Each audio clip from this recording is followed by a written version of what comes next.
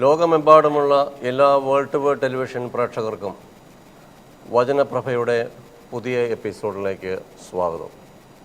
പ്രാർത്ഥനയോടുകൂടി ഇന്നത്തെ വചന ശുശ്രൂഷ ആരംഭിക്കാം. സ്നേഹനിധിയായ ഞങ്ങളുടെ വാഴ്ത്തപ്പെട്ട സ്വർഗീയ പിതാവാം ദൈവമേ, അങ്ങയുടെ തിരുസന്നിധിയിലേക്ക് ഞങ്ങൾ കടന്നു വരുന്നു. അങ്ങയുടെ തിരുവചനത്തിലൂടെ ഞങ്ങളോട് ഹൃദ്യമായി സംസാരിക്കണമേ എന്ന് പ്രാർത്ഥിക്കുന്നു. അവിടുത്തെ തിരുവചനം ഞങ്ങൾക്ക് ജീവനും ചൈതന്യവും പകരുവാൻ തക്കവണ്ണം പരിശുദ്ധാത്മാവെ അവിടുന്ന് സഹായിച്ചു കൊള്ളണമേ എന്ന് പ്രാർത്ഥിക്കുന്നു. അടിയൻ ഞങ്ങളുടെ തിരുസന്നിധിയിൽ താഴ്ത്തി സമർപ്പിക്കുന്നു. അങ്ങയുടെ തിരുവചനം പ്രാഗൽഭ്യത്തോടെ സംസാരിപ്പാൻ തക്കവണ്ണം പരിശുദ്ധാത്മാവെ അവിടുന്ന് അടിയനെ സഹായിക്കണമേ എന്ന് പ്രാർത്ഥിക്കുന്നു. അവിടുന്ന് തന്നെ അടിയൻ്റെ അതിരത്തെ നിയന്ത്രിക്കുകയും പരിപാലിക്കുകയും ചെയ്യണമേ. അങ്ങയുടെ പൊന്നുനാമം മാത്രം അതിലൂടെ മഹത്വപ്പെടണമെന്ന് യേശുവിൻ്റെ നാമത്തിൽ അപേക്ഷിക്കുന്നു. കൃപയോടെ കേൾക്കണമേ. ആമേൻ.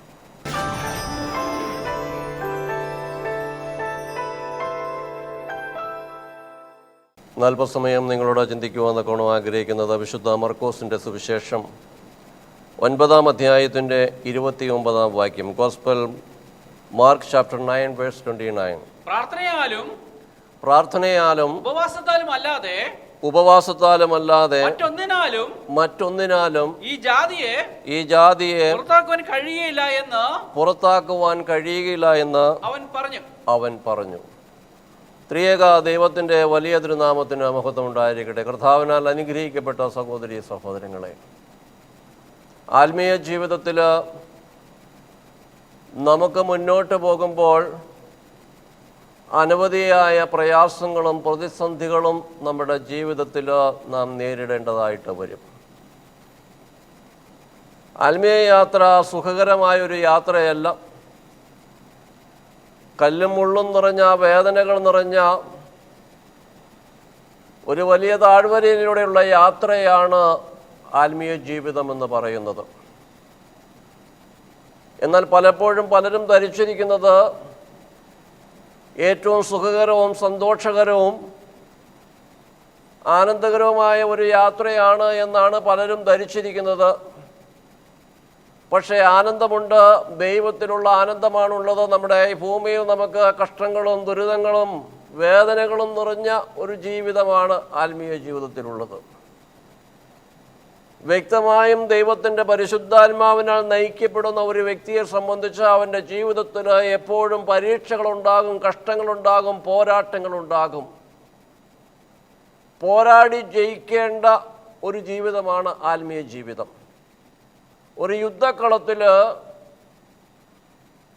ഒരു ഭടൻ എങ്ങനെയാണ് യുദ്ധത്തെ അഭിമുഖീകരിക്കുന്നത് പോലെ ആത്മീയ ജീവിതത്തിൽ ഓരോ ദൈവ പൈതലും ഒരു യുദ്ധക്കളത്തിലാണ്. അവൻ ഒരു പോരാട്ടത്തിലാണ്, ആരുമായിട്ട്, ശത്രുവുമായിട്ടുള്ള ഒരു പോരാട്ടത്തിലാണ്. ദൈവത്തോടടുക്കുവാൻ ശ്രമിക്കുന്ന ദൈവജനത്തെ പിന്തിരിപ്പിക്കുവാൻ തക്കവണ്ണം, ദൈവത്തിൽ നിന്ന് ദൈവിക അനുഗ്രഹങ്ങൾ പ്രാപിച്ചെടുക്കാതിരിക്കാൻ തക്കവണ്ണം പ്രതിയോഗിയായ പിശാച് എപ്പോഴും ഒരു വ്യക്തിയെ പോരാടും. അപ്പോൾ വാസ്തവമായും ദൈവത്തിൻ്റെ ആത്മാവിനാൽ നയിക്കപ്പെടുന്ന ഒരു വ്യക്തിക്ക് എപ്പോഴും എന്തുണ്ടായിരിക്കും? അവൻ എപ്പോഴും അവൻ്റെ ജീവിതം പോരാട്ടങ്ങൾ നിറഞ്ഞതായിരിക്കും. സുഖകരമായൊരു യാത്രയല്ല. ആ കഷ്ടങ്ങളുടെയും വേദനകളുടെയും നടുവിൽ ദൈവത്തിൻ്റെ പരിശുദ്ധാത്മാവ് അവനെ കരം പിടിച്ച് വഴി നടത്തുന്ന അനുഭവം അവനുണ്ടാകും. എന്നാൽ ഈ പോരാട്ടങ്ങളിൽ നമുക്ക് ജയിക്കുവാൻ കഴിയുന്നത് ദൈവം നമുക്ക് തന്നിരിക്കുന്ന 2 വലിയ ആയുധങ്ങളാണ്. നാം ഇന്ന് വായിച്ചു കേട്ടതായി കുറിവാക്യം, പ്രാർത്ഥനയും ഉപവാസവും. ഇന്നത്തെ സമൂഹത്തിൽ നിന്ന് വളരെ കുറച്ച് മാത്രം കാണുന്ന, അല്ലെങ്കിൽ ആത്മീയ ജീവിതത്തിൽ നിന്ന് അനേകർ മാറ്റിവെച്ചിരിക്കുന്ന ഒരു വലിയ ആയുധമാണ് ഉപവാസ പ്രാർത്ഥന എന്ന് പറയുന്നത്.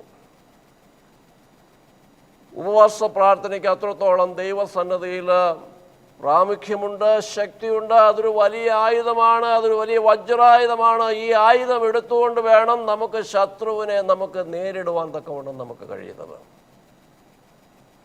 അതുകൊണ്ടാണ് കർത്താവ് പറയുന്നത്, പ്രാർത്ഥനയാലും ഉപവാസത്താലും അല്ലാതെ മറ്റൊന്നിനാലും ഈ ജാതിയെ പുറത്താക്കുവാൻ കഴിയില്ല. അപ്പോൾ ഈ ജാതിയെ പുറത്താക്കുവാൻ കഴിയണമെങ്കിൽ, പിശാചിൽ നിന്ന് നമുക്ക് രക്ഷ പ്രാപിക്കണമെങ്കിൽ, അവനെ പരാജയപ്പെടുത്തുവാൻ തക്കവണ്ണം ഒരു ദൈവ പൈതലിന് കഴിയണമെങ്കിൽ മറ്റൊരായുധവുമില്ല. ഒരേ ഒരു ആയുധമാണ് ദൈവം പറയുന്നത്: പ്രാർത്ഥനയും ഉപവാസവും.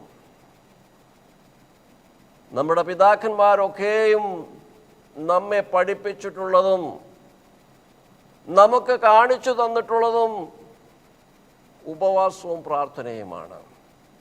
അങ്ങനെയാണ് ക്രിസ്തീയ സഭകൾ ഈ ഭൂമിയിലൊക്കെയും വളരുവാൻ കാരണമായി തീർന്നത്. അങ്ങനെയാണ്. എന്നാൽ ഈ ഉപവാസ പ്രാർത്ഥനയെ നമ്മുടെ ജീവിതത്തിൽ നമുക്ക് എത്ര പേർക്ക് അനുഭവമാക്കുവാൻ തക്കവണ്ണം നമുക്ക് കഴിഞ്ഞിട്ടുണ്ട്? വിശുദ്ധ മത്തായിയുടെ സുവിശേഷം 6-ാം അധ്യായത്തിൽ നമുക്കവിടെ നോക്കുമ്പോൾ ഒരു ദൈവ പൈതൽ ഒരു ജീവിതത്തിൽ ചെയ്യേണ്ട 3 കാര്യങ്ങളെക്കുറിച്ച് അവിടെ വ്യക്തമായും നമ്മെ പഠിപ്പിക്കുന്നുണ്ട്.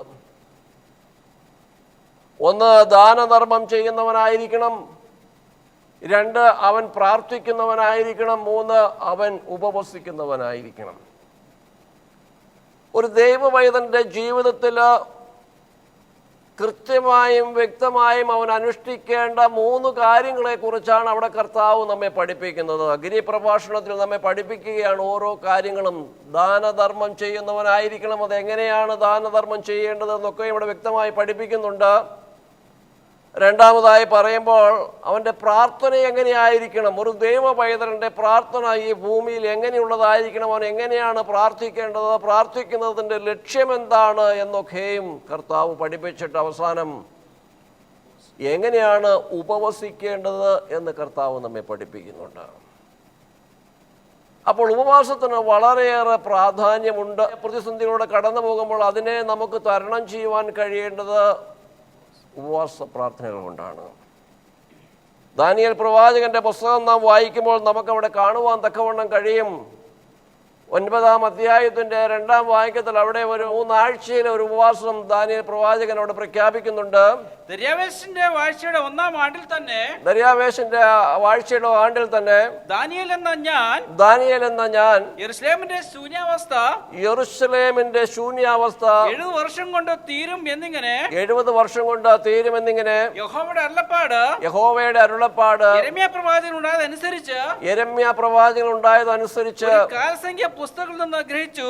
ഒരു കാലസംഖ്യ പുസ്തകത്തിൽ നിന്ന് ഗ്രഹിച്ചു. അപ്പോൾ ഞാൻ ഉപവസിച്ചു പരിക്കൻ വസ്ത്രം ധരിച്ചും ചാരത്തിൽ ഇരുന്നും കൊണ്ട് പ്രാർത്ഥനയോടും യാചനകളോടും കൂടെ അപേക്ഷിക്കേണ്ടതിന് ദൈവമായ യഹോവയിലേക്ക് മുഖം തിരിച്ചു. ദാനിയേൽ പ്രവാചകൻ ഒരു ഉപവാസം പ്രഖ്യാപിക്കുകയാണ്. ദാനിയേൽ പ്രവാചകന്റെ ജീവിതത്തിന്റെ വ്യക്തിപരമായ ആവശ്യത്തിനു വേണ്ടിയല്ല, പിന്നെയോ യെരൂശലേമിന്റെ ശൂന്യാവസ്ഥയെ ഓർത്ത് ദൈവത്തിന്റെ വാഗ്ദത്തങ്ങൾ പ്രവാചകനോട് അരുളി ചെയ്തിരിക്കുന്നത് തിരുവഴുത്തിലൂടെ വായിച്ചറിയുമ്പോൾ ആ വലിയ ദൗത്യം ഏറ്റെടുക്കുവാൻ തക്കവണ്ണം പ്രവാചകനായ ദാനിയേൽ 3 ആഴ്ച കാലഘട്ടം ഒരു ഉപവാസം പ്രഖ്യാപിക്കുകയാണെന്ന് പറയുമ്പോൾ 21 ദിവസത്തെ ഉപവാസ പ്രാർത്ഥന പ്രഖ്യാപിക്കുകയാണ്. അവിടെ ദാനിയേൽ ഉപവാസം പ്രഖ്യാപിക്കുമ്പോൾ അതിൻ്റെ 10-ാം അധ്യായത്തിൻ്റെ 11-ാം വാക്യത്തിൽ നമുക്കവിടെ കാണുവാനും കഴിയും. ദാനിയേലിനെ എന്താണ് ദൈവം വിളിക്കുന്നത്? അവൻ എന്നോട് ഏറ്റവും പ്രിയ പുരുഷനായ ദാനിയേലേ, ഞാൻ നിന്നോട് പറയുന്ന വചനങ്ങൾ ശ്രദ്ധിച്ച് നിവർന്നു നിൽക്കുക. ഞാനിപ്പോൾ നിന്റെ അടുക്കൽ അയക്കപ്പെട്ടിരിക്കുന്നു എന്ന് പറഞ്ഞു. ഉപവാസം പ്രഖ്യാപിച്ച സമയത്ത് തന്നെ ദൈവത്തിന്റെ ദൂതൻ, അല്ലെങ്കിൽ അവന്റെ പ്രാർത്ഥനയ്ക്ക് മറുപടിയുമായി സ്വർഗത്തിൽ നിന്ന് ദൈവത്തിന്റെ ദൂതൻ കടന്നു വരികയാണ്. ഉപവാസ പ്രാർത്ഥനയുടെ ശക്തി നിങ്ങൾ തിരിച്ചറിയണം. ദാനിയേൽ പ്രവാചകൻ ഉപവാസം ആരംഭിച്ച ആ നിമിഷം തന്നെ, അവൻ പ്രാർത്ഥന ആരംഭിച്ച അതേ നിമിഷം തന്നെ സ്വർഗത്തിൽ നിന്ന് ദൈവം തന്റെ ദൂതനെ അയച്ചുവെന്നാണ് തിരുവചനത്തിൽ പറയുന്നത്. അപ്പോൾ എൻ്റെയും നിങ്ങളുടെയും ജീവിതത്തിന്റെ പ്രതിസന്ധികളിൽ നിന്ന് സ്വർഗത്തിൽ ചലനങ്ങൾ സൃഷ്ടിക്കുവാൻ തക്കവണ്ണം, ദൈവത്തിന്റെ ദൂതന്മാരെ സ്വർഗത്തിൽ നിന്ന് ഇറക്കിക്കൊണ്ടുവരുവാൻ തക്കവണ്ണം ദൈവം നമ്മളോട് കൽപ്പിച്ചിരിക്കുന്ന വലിയൊരു ആയുധമാണ് ഉപവാസ പ്രാർത്ഥന എന്ന് പറയുന്നത്. ഇത് വായിച്ചറിയുവാൻ മാത്രമല്ല, വ്യക്തിപരമായ ജീവിതത്തിൽ ഈ ആയുധം എങ്ങനെ ഉപയോഗിക്കണമെന്ന് വ്യക്തമായും നമ്മെ പഠിപ്പിക്കുകയാണ് ദൈവത്തിൻ്റെ തിരുവചനം. ദാനിയേൽ പ്രവാചകൻ ഉപവസിച്ച് കഴിയുമ്പോൾ ദൈവം തൻ്റെ ദൂതനെ അയച്ച് ആ വലിയ ഒരു ദൗത്യം ദൈവം അവിടെ ദാനിയേൽ പ്രവാചകനിലൂടെ ദൈവം അവിടെ നിർവഹിക്കുകയാണ്. ദൈവത്തിൻ്റെ വലിയ അത്ഭുതങ്ങൾ നമുക്ക് മുന്നോട്ടുള്ള വാക്യങ്ങൾ വായിക്കുമ്പോൾ നമുക്ക് അവിടെ കാണുവാൻ തക്കവണ്ണം കഴിയും. ഞാൻ ഇത് പറയുമ്പോൾ ദൈവത്തിൻ്റെ ദൂതനെ സ്വർഗത്തിൽ നിന്ന് ഇറക്കിക്കൊണ്ട് വരുവാൻ തക്കവണ്ണം അവനെ സഹായിച്ചത് ദാനിയേൽ പ്രവാചകന്റെ ഉപവാസമാണ്. അപ്പോൾ ഉപവാസത്തിന് അത്രത്തോളം ശക്തിയുണ്ട് എന്ന് ഞാനും നിങ്ങളും തിരിച്ചറിയണം. കേവലം നമ്മുടെ ബുദ്ധിയിലുള്ള ജൽപ്പനങ്ങളായ പ്രാർത്ഥനകളല്ല ഉപവാസ പ്രാർത്ഥന എന്ന് പറയുന്നത്. ദൈവത്തോടൊപ്പം വസിച്ചുകൊണ്ട് ദൈവത്തിൽ നിന്ന് നമ്മെ അകറ്റുന്ന പാപങ്ങളെ കണ്ടെത്തിക്കൊണ്ട് ദൈവവുമായി നിരപ്പ് പ്രാപിച്ച് സ്വർഗത്തിൽ ചലനങ്ങൾ സൃഷ്ടിക്കുവാൻ തക്കവണ്ണം ശക്തിയുള്ളതാണ് ഉപവാസ പ്രാർത്ഥന എന്ന് പറയുന്നത്. മറ്റൊരു സംഭവം നമുക്ക് 2 ദിനവൃത്താന്തം 20-ാം അധ്യായത്തിൻ്റെ 3-ാം വാക്യത്തിൽ നമുക്കവിടെ കാണുവാൻ തക്കവണ്ണം കഴിയും. മറ്റൊരു ഉപവാസ പ്രാർത്ഥനയും നമുക്കവിടെ കാണുവാൻ തക്കവണ്ണം കഴിയും. 2 ദിനവൃത്താന്തം 20-ന്റെ 3-ാം അധ്യായത്തില് യഹോശാഫാത്ത് ഭയപ്പെട്ടു. അവൻ യഹോവയെ അന്വേഷിക്കുവാൻ തീരുമാനിച്ചു. യഹൂദയിലെല്ലാം ഒരു ഉപവാസം പ്രഖ്യാപിച്ചു. അവൻ യഹൂദയിലെല്ലാം ഒരു ഉപവാസം പ്രഖ്യാപിക്കുകയാണ്. കാരണം എന്താണ്? വലിയ ഒരു സൈന്യം അവന് നേരെ കടന്നു വരികയാണ്. ശത്രു രാജ്യമായ 3 രാജ്യങ്ങളിലെ സൈന്യങ്ങൾ ഒരുമിച്ച് യഹോശാഫാത്തിനെ ആക്രമിക്കുവാൻ തക്കവണ്ണം കടന്നു വരുന്ന വലിയ ഒരു ഭീകരമായ അവസ്ഥ അവൻ്റെ ജീവിതത്തിൽ കടന്നു വരുമ്പോൾ അവൻ യഹോവയെങ്കിലേക്ക് മുഖം തിരിച്ചുകൊണ്ട് ഒരു ഉപവാസം പ്രഖ്യാപിക്കുകയാണ്. അവൻ്റെ ശക്തി കൊണ്ടോ അവൻ്റെ ഭടന്മാരുടെ കഴിവ് കൊണ്ടോ ഒന്നും അവന് ഈ സൈന്യത്തെ നേരിടുവാനുള്ള ശക്തിയില്ല. അവനറിയാം അവരുമായി യുദ്ധത്തിന് പോയാൽ അവൻ പരാജയപ്പെടുമെന്നറിയാം. ആരൊക്കെയാണ്? മോവാബ്യർ, അമ്മോനിയർ, സെയീർ നിവാസികളായ 3 വലിയ സൈന്യം യഹോശാഫാത്തിനെതിരെ കയറി വരികയാണ്. എൻ്റെയും നിങ്ങളുടെയും ജീവിതത്തിൽ ഈ പ്രകാരമുള്ള പ്രതിസന്ധികൾ നമ്മുടെ ജീവിതത്തിലുണ്ടാകും. അവിടെ നമുക്ക് കണ്ടുപിടിക്കണം, യഹോശാഫാത്തിനെ കണ്ടുപിടിക്കണം. അവൻ എന്താണ് ചെയ്തത്? അവൻ്റെ പട്ടാളക്കാളെ ഒരുക്കിക്കൊണ്ട് ആ യുദ്ധം നേരിടുവാൻ പോവുകയല്ല ചെയ്ത്. അവൻ എന്തു ചെയ്തു? അവൻ ദൈവത്തിങ്കിലേക്ക്, യഹോവയെങ്കിലേക്ക് മുഖം തിരിച്ച് അവനൊരു ഉപവാസം പ്രഖ്യാപിച്ചു. ആ ജനത്തെ നേരിടണമെങ്കിൽ സ്വർഗത്തിൽ നിന്ന് ദൈവത്തിൻ്റെ സൈന്യം ഇറങ്ങണം. അവൻ്റെ സൈന്യം കൊണ്ട് ഈ ശക്തിയെ നേരിടുവാൻ അവന് കഴിയുകയില്ല എന്ന് അവന് വ്യക്തമായ ബോധ്യമുണ്ടായിരുന്നു. അപ്പോൾ സ്വർഗത്തിൽ നിന്ന് സൈന്യത്തെ ഇറക്കണമെങ്കിൽ അതിന് ദൈവം നമുക്ക് പഠിപ്പിച്ചു തന്നിരിക്കുന്ന ഒരു വലിയ ആയുധമുണ്ട് എന്ന് യഹോശാഫാത്തിന് അറിയാമായിരുന്നു.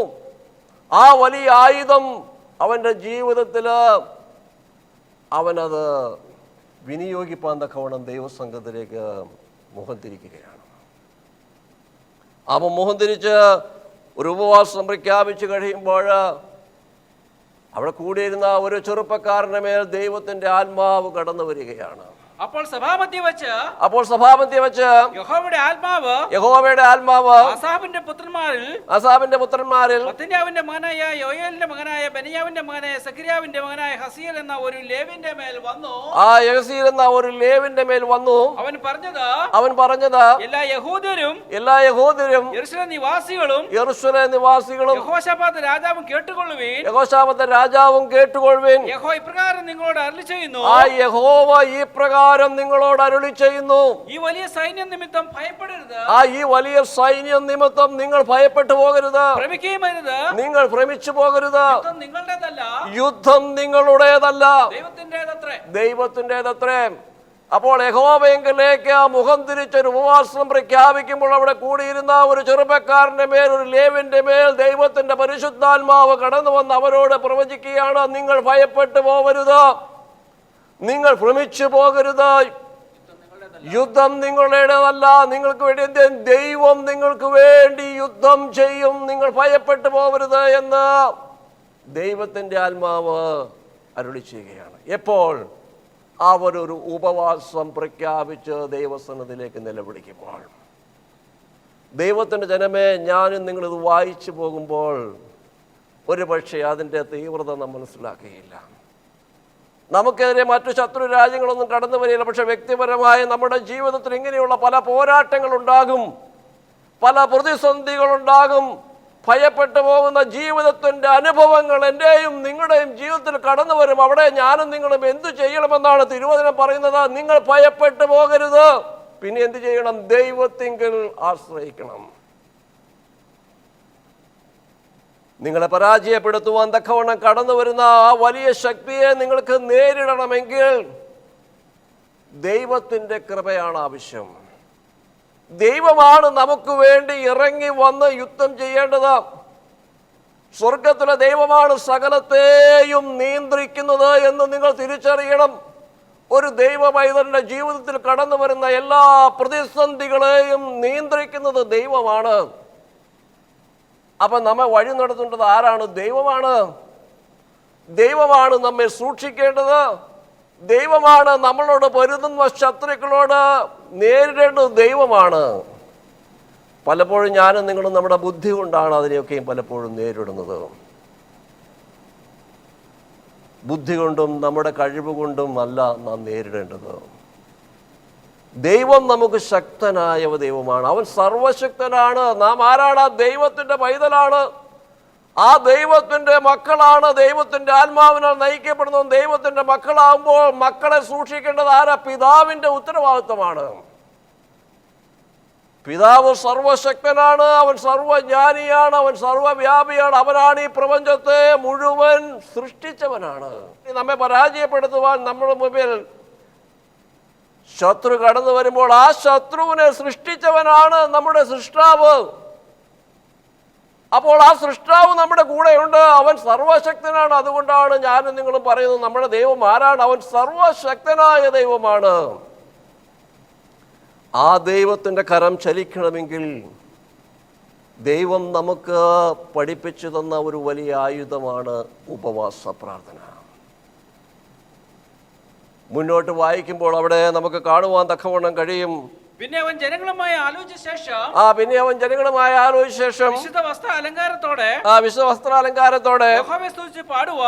യഹോവയെ സ്തുതിച്ച് പാടുവാൻ ആളുകളെ നിയോഗിച്ചു. അവർ സൈന്യത്തിന് മുമ്പിൽ നടന്ന് യഹോവയ്ക്ക് സ്തോത്രം ചെയ്യുവിൻ, അവന്റെ ദയ എന്നേക്കുമുള്ളത് എന്ന് പാടി അവിടെ അവർ ദൈവത്തെ പാടി മഹത്വപ്പെടുത്തുകയാണ്. വലിയ ശത്രു സൈന്യം 3 രാജാക്കന്മാരുടെ സൈന്യങ്ങൾ അവിടെ കടന്നു വരുമ്പോൾ അവരെന്താണ് ചെയ്യുന്നത്? ദൈവം പറഞ്ഞിരിക്കുന്ന യുദ്ധം നിങ്ങൾക്കുള്ളതല്ല, എൻ്റേതാണ്, ഞാൻ നിങ്ങൾക്ക് വേണ്ടി യുദ്ധം ചെയ്യും, നിങ്ങൾ ഭയപ്പെടരുത് എന്ന് പറയുമ്പോൾ യഹോശാഫാത്തും കൂട്ടരും എന്താണ്? സർവശക്തനായ ദൈവത്തെ പാടി മഹത്വപ്പെടുത്തുകയാണ്, ദൈവത്തെ സ്തുതിക്കുകയാണ്.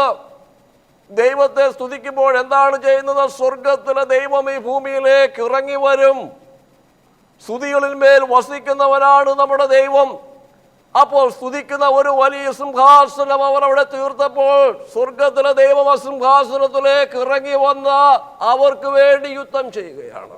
അവർ പാടി സ്തുതിച്ചു തുടങ്ങിയപ്പോൾ യഹോവ യഹൂദയ്ക്കെതിരായി വന്ന അമോര്യരുടെയും മോവാബ്യരുടെയും സെയീർ പർവ്വതക്കാരുടെ നേരെ വലിയ ഒരു പതിയിരിപ്പുകാരെ വരുത്തി. അങ്ങനെ അവർ തോറ്റുപോയി. ദൈവം അവർക്ക് വേണ്ടി പ്രവർത്തിക്കുകയാണ്. ദൈവത്തിന്റെ ജനമേ, നിങ്ങൾ ശ്രദ്ധിക്കണം, നിങ്ങൾ ഗ്രഹിക്കണം, നിങ്ങൾ ജീവിതത്തിൽ ഇത് പ്രാവർത്തികമാക്കണം.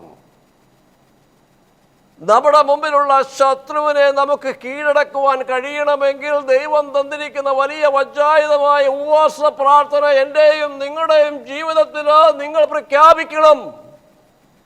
ഉപവസിച്ച് ഉത്തരമരുളുന്ന ദൈവത്തെ നമ്മുടെ ജീവിതത്തിൽ കണ്ടെത്തുവാൻ തക്കവണ്ണം നമുക്ക് കഴിയണം. യഹോശാഫാത്തിനെ പോലെ ഈ ജീവിതത്തിൽ സർവശക്തനായ ദൈവത്തെ നമുക്ക് ലോകത്തിന് കാണിച്ചു കൊടുക്കുവാൻ തക്കവണ്ണം കഴിയണം. വലിയ ഒരു പതിയിരിപ്പുകാരെ വരുത്തി വലിയ സൈന്യത്തെ മുഴുവൻ പരാജയപ്പെടുത്തുക മാത്രമല്ല, അതിന്റെ 24-ാം വാക്യം വായിക്കുമ്പോൾ നമുക്കവിടെ കാണുവാൻ തക്കവണ്ണം കഴിയും. അമ്മോന്യരും മോവാബ്യരും സെയീർ പർവ്വത നിവാസികൾക്കെതിരെ തിരിഞ്ഞ് അവരെ നിശേഷം നശിപ്പിച്ചു. സെയീർ നിവാസികളെ സംഹരിച്ച ശേഷം അവർ അന്യോന്യം നശിച്ചു. യഹൂദന്മാർ മരുഭൂമിയിലെ കാവൽ ഗോപുരത്തിനരികെ എത്തിയപ്പോൾ അവർ സൈന്യത്തെ നോക്കി നിലത്ത് ശവങ്ങളായി കിടക്കുന്നത് കണ്ടു. ഒരുവനും രക്ഷപ്പെട്ടില്ല. ആ സർവ സൈന്യത്തെയും സർവശക്തനായ ദൈവം അവിടെ കൊന്നൊടുക്കുകയാണ്. അവർ തമ്മിൽ ഒരു പതിയിരിപ്പാര വരുത്തി അവരുടെ യുദ്ധത്തിന്റെ തന്ത്രങ്ങൾ ദൈവം തെറ്റിച്ചു കളഞ്ഞു. അവർ അന്യോന്യം വാൾ കൊണ്ട് വെട്ടി മരിക്കുകയാണ്. ഒരുത്തൻ പോലും ജീവിച്ചിരുന്നില്ല. ആരാണ് യുദ്ധം ചെയ്തത്? യഹോവ യുദ്ധം ചെയ്തു. ആർക്ക് വേണ്ടി? യഹോശാഫാത്തിനു വേണ്ടി സർവശക്തനായ ദൈവം യുദ്ധം ചെയ്തുവെങ്കിൽ അതേ ദൈവം ഇന്നും ജീവിക്കുന്ന ദൈവമാണ്. ഇന്നും എൻ്റെയും നിങ്ങളുടെയും ജീവിതത്തിൽ പ്രവർത്തിക്കുന്ന ദൈവമാണ്. അവൻ പ്രാർത്ഥന കേൾക്കുന്ന ദൈവമാണ്. പ്രാർത്ഥനയ്ക്ക് മറുപടി തരുന്ന ദൈവമാണ് നമ്മുടെ ദൈവം. നമ്മുടെ ദൈവം പറഞ്ഞു, ഞാൻ ഒരു നാളും നിങ്ങളെ ഉപേക്ഷിക്കുകയില്ല എന്ന് ദൈവമാണ് പറഞ്ഞത്. ഒരു മനുഷ്യന്റെ വാക്കല്ലത്, സർവശക്തനായ ദൈവത്തിന്റെ വാഗ്ദത്തമാണ്. ഞാൻ നിങ്ങളെ ഒരു നാളും ഉപേക്ഷിക്കുകയില്ല എന്ന് പറഞ്ഞ അതേ ദൈവത്തിന്റെ കരം നമുക്ക് വേണ്ടി ചലിക്കണമെങ്കിൽ ഞാനും നിങ്ങളും ഉപവാസ പ്രാർത്ഥനകൾ നമ്മുടെ ജീവിതത്തിൽ അനുഷ്ഠിപ്പാൻ തക്കവണ്ണം തയ്യാറാവണം. അതിൻ്റെ ശക്തിയെ രുചിച്ചറിയണം. വായിച്ചറിഞ്ഞിട്ട് കാര്യമില്ല, രുചിച്ചറിയണം. എന്താ ഉപവാസ പ്രാർത്ഥനയുടെ ശക്തി? ഓരോ വ്യക്തിയും രുചിച്ചറിയണം. ദൈവത്തിൻ്റെ ജനമേ, ഈ രാത്രി നിങ്ങൾ ദൈവവചനം കേൾക്കുമ്പോൾ ജീവിതത്തിൻ്റെ പ്രതിസന്ധികൾ നിങ്ങൾ തളർന്നു പോകുന്നവരാണോ? എങ്ങനെ മുന്നോട്ട് പോകണമെന്ന് കഴിയാതെ നിങ്ങൾ ഭയപ്പെട്ടും ഭാരപ്പെട്ടും ഇരിക്കുന്ന അവസ്ഥയാണോ? ദൈവത്തിൻ്റെ തിരുവചനം പറയുന്നു, ഉപവാസത്താലും പ്രാർത്ഥനയാലും അല്ലാതെ മറ്റൊന്നിനാലും ഈ ജാതിയെ നമുക്ക് ഉപേക്ഷിക്കുവാൻ കഴിയില്ല. ഇതിനെ നമുക്ക് തകർക്കുവാൻ കഴിയുന്നത് ഉപവാസ പ്രാർത്ഥന കൊണ്ടാണ്. നമ്മുടെ ജീവിതത്തിൽ ഒരു ഉപവാസം പ്രഖ്യാപിക്കണം. വേൾഡ് ടു വേൾഡ് മിനിസ്ട്രീസ് എന്ന് പറയുന്നത് ഒരു ഉപവാസ പ്രാർത്ഥനാ ശുശ്രൂഷയാണ്. ഉപവാസം കൊണ്ടും പ്രാർത്ഥന കൊണ്ടും ദൈവത്തിൻ്റെ ദൗത്യങ്ങൾ ഈ ഭൂമിയിൽ നിർവഹിക്കുന്ന ഒരു വലിയ മഹത്തായ ശുശ്രൂഷയാണ് വേൾഡ് ടു വേൾഡ് മിനിസ്ട്രീസ് എന്ന് പറയുന്നത്. ഇതൊരു സഭയല്ല, ഇതൊരു കൂട്ടായ്മയാണ്. എല്ലാ സഭകളിലെയും വിശ്വാസികൾ ഒരുമിച്ചിരുന്ന് ഉപവസിച്ച് പ്രാർത്ഥിച്ച് ദൈവത്തിൻ്റെ ശക്തിയും അഭിഷേകവും പ്രാപിച്ചുകൊണ്ട് ദൈവത്തിൻ്റെ സുവിശേഷം ലോകത്തിൻ്റെ അറ്റങ്ങളോളം എത്തിക്കുന്ന ഒരു മഹത്തായ വലിയ ദൈവത്തിൻ്റെ വലിയ ഒരു ശുശ്രൂഷയാണ്. എന്തുകൊണ്ട് വലിയ ദൗത്യങ്ങൾ ചെയ്യുന്നു? അനേകർക്ക് ദൈവത്തിൻ്റെ തിരുവചനങ്ങൾ പരിഭാഷപ്പെടുത്തി കൊടുക്കുന്നു. എങ്ങനെ? ഉപവാസ പ്രാർത്ഥനകൾ കൊണ്ടാണ്. ആ ശക്തി കൊണ്ടാണ്, ആ ബലം ധരിച്ചുകൊണ്ടാണ് ദൈവജനം ഓരോ കാര്യങ്ങളും ചെയ്യുന്നത്. എൻ്റെ വാക്കുകൾ ഞാൻ ചുരുക്കുകയാണ്. എൻ്റെയും നിങ്ങളുടെയും ജീവിതത്തിൽ ഭാരങ്ങളും പ്രയാസങ്ങളും ഉണ്ടാകുമ്പോൾ നിങ്ങൾ തളർന്നു പോകരുത്, നിങ്ങൾ ഭാരപ്പെട്ടു പോകരുത്. യഹോശാഫാത്തിനോട് പറഞ്ഞ ദൈവം ഇന്നും ജീവിക്കുന്ന ദൈവമാണ്. ദാനിയേൽ പ്രവാചകന്റെ ഉപവാസ പ്രാർത്ഥനയിൽ ദൈവത്തിന്റെ ദൂതൻ ആദ്യ ദിവസം തന്നെ കടന്നു വന്നുവെങ്കിൽ ആ ദൈവം ഇന്നും നമുക്ക് വേണ്ടി പ്രവർത്തിക്കുന്ന ദൈവമാണ്.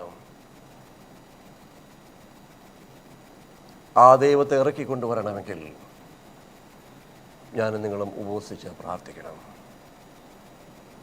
അത് നമ്മുടെ ജീവിതത്തിൽ അനുഷ്ഠിപ്പാൻ തക്കവണ്ണം പ്രതിസന്ധികളെ അതിജീവിച്ചുകൊണ്ട് ആനന്ദത്തോടുകൂടി ദൈവത്തിൻ്റെ ദൗത്യങ്ങൾ ചെയ്യുവാൻ തക്കവണ്ണം എന്നെയും നിങ്ങളെയും ദൈവത്തിൻ്റെ പരിശുദ്ധാത്മാവ് ഒരുപോലെ സഹായിക്കട്ടെ. ആ വലിയ ദൈവം നമുക്ക് കാണിച്ചു തന്ന വലിയ ആയുധമായ ഉപവാസ പ്രാർത്ഥനകൾ നിങ്ങളുടെ ജീവിതത്തിൽ അനുഷ്ഠിച്ചുകൊണ്ട് ദൈവത്തിൻ്റെ പരിശുദ്ധാത്മാവിൻ്റെ ശക്തി പ്രാപിച്ചുകൊണ്ട് ദൈവിക ദൗത്യങ്ങളും ജീവിതത്തിൻ്റെ പ്രതിസന്ധികളും അതിജീവിപ്പാൻ തക്കവണ്ണം ദൈവം എന്നെയും നിങ്ങളെയും ഒരുപോലെ സഹായിക്കട്ടെ എന്ന് പ്രാർത്ഥിച്ചുകൊണ്ട് ഞാൻ എൻ്റെ വാക്കുകൾ ചുരുക്കുന്നു.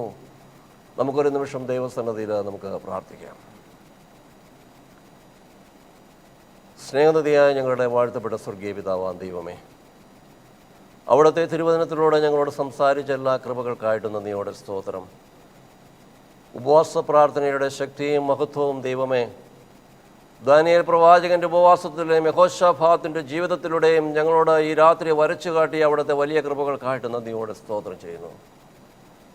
ദൈവമേ, ഈ രാത്രി വചനം കേട്ട ഓരോ മക്കളെയും അനുഗ്രഹിക്കണമേ. അവർ കടന്നു പോകുന്ന ജീവിതത്തിൻ്റെ ഭാരങ്ങളിലും പ്രയാസങ്ങളിലും ദൈവമേ, അങ്ങയോട് കർത്താവെ, അങ്ങയുടെ തിരുമുഖത്തേക്ക് നോക്കി ഉപവസിപ്പാനും അവരുടെ പ്രതിസന്ധികൾക്കൊക്കെയും മറുപടി ലഭിപ്പാനും തക്കവണ്ണം സർവശക്തനായ ദൈവമേ അവിടെ നിറങ്ങി വരണമേ എന്ന് പ്രാർത്ഥിക്കുന്നു. കർത്താവെ, യഹോശാഫാത്തിൻ്റെ ജീവിതത്തിൻ്റെ പ്രതിസന്ധികളിൽ അവനു വേണ്ടി പ്രവർത്തിച്ച സ്വർഗത്തിലെ ദൈവമേ, ഈ രാത്രി വാസ്തവമായും അങ്ങയുടെ തിരുമുഖത്തേക്ക് നോക്കി നിലവിളിക്കുന്ന ജനത്തിൻ്റെ മേൽ ദൈവമേ അങ്ങയുടെ കൃപയും അങ്ങയുടെ അഭിഷേകവും അവിടുന്ന് പകർന്നു കൊടുക്കണമേ എന്ന് പ്രാർത്ഥിക്കുന്നു. കർത്താവെ, ഭാരത്തിലൂടെ കടന്നു പോകുന്നവരുണ്ട് കർത്താവെ, ജീവിതത്തിൻ്റെ പ്രതിസന്ധികൾ ഭ്രമിച്ചു നിൽക്കുന്നവരുണ്ട് കർത്താവെ, അങ്ങ് അവരുടെ ചാരേക്ക് ഈ രാത്രി കടന്നു ചെല്ലണമേ എന്ന് പ്രാർത്ഥിക്കുന്നു. സ്വർഗത്തിലെ ദൈവമേ, അങ്ങയുടെ വചനം ഈ രാത്രി അത്ഭുതങ്ങൾ അവിടുന്ന് പ്രവർത്തിക്കണമേ എന്ന് പ്രാർത്ഥിക്കുന്നു. കർത്താവെ, അങ്ങ് അവരെ സഹായിച്ചു കൊള്ളണമെന്ന് പ്രാർത്ഥിക്കുന്നു. അടിയൻ ഞങ്ങളുടെ തിരുസന്നിധിയിൽ താഴ്ത്തി സമർപ്പിക്കുന്നു. പരിശുദ്ധാത്മാവേ, അവിടുന്ന് അടിയനെ സഹായിക്കണമേ എന്ന് പ്രാർത്ഥിക്കുന്നു. ജീവിതത്തിൻ്റെ പ്രതിസന്ധികൾ മുന്നോട്ട് പോകുവാൻ തക്കോണം അങ്ങയുടെ കരുണയും കൃപയും അടിയൻ്റെ മേലും പകർന്നു തന്ന് അവിടുന്ന് അടിയനെയും കരം പിടിച്ച് വഴി നടത്തണമെന്ന് യേശുവിൻ്റെ നാമത്തിൽ അപേക്ഷിക്കുന്നു. കൃപയോടെ കേൾക്കണമേ. ആമേൻ.